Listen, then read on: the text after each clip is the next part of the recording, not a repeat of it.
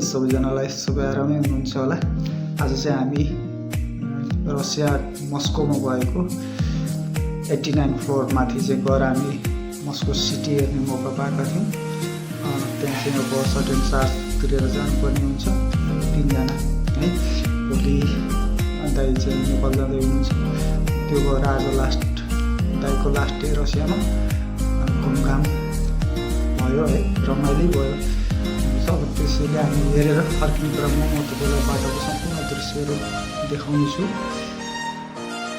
सबैले कसलाई रसियाको यो दृश्यहरू मनपर्छ सबैले राम्रोसँग हेर्नु होला।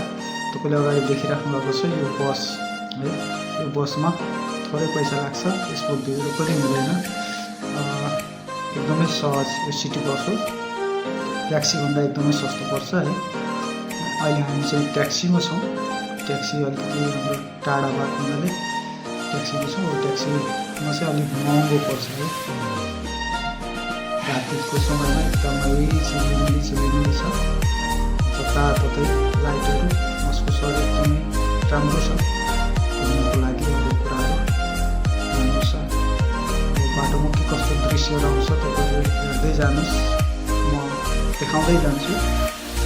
बिल्डिङहरूदेखि लिएर होइन, बाटोको पुलहरू,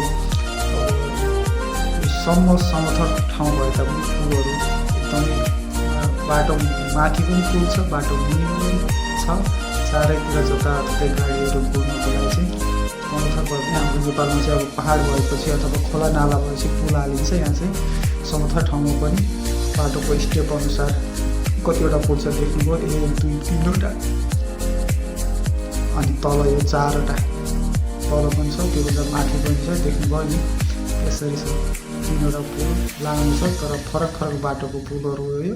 तल पनि छ, माथि पनि गाडीहरू गुड्न सक्यो है। यसरी चाहिँ निर्माण भएको छ। अब तपाईँले अर्को साइडमा पनि देख्नु भएको छ, अर्को साइडमा पनि पुलहरू छ।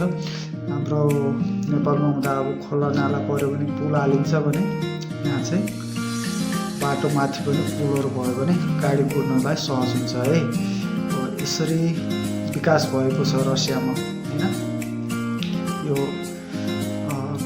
व्यक्तिले गरेको विकास हुन्, नेताले गरेका विकास हुन्। नेताले अब पछिसम्मको लागि सोचेर हरेक कुराहरू चाहिँ निर्माण भएको छ।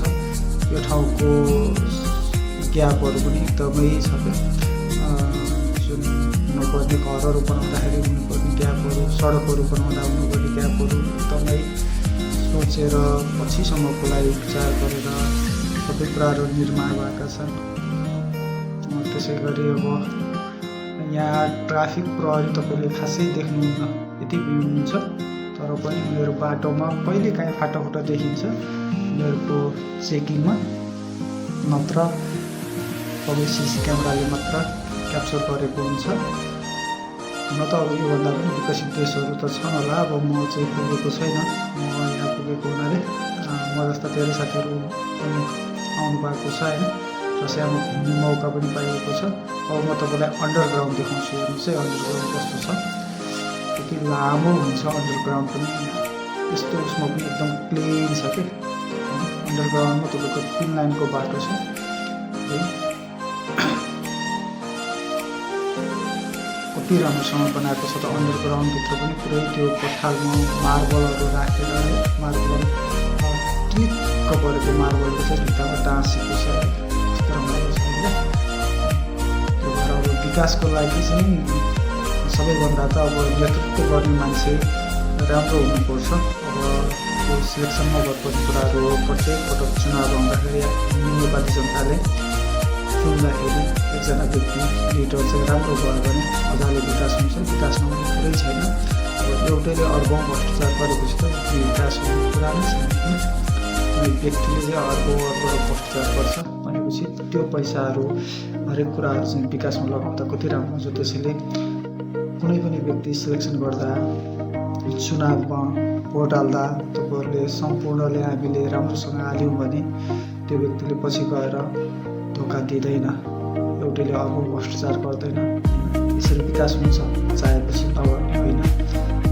आशा छ तपाईँहरू सम्पूर्णले मेरो ब्लग हेरेर इन्जोय गर्नुभएको होला। फेरि नेक्स्ट ब्लगको लागि ल्याउनु चाहिँ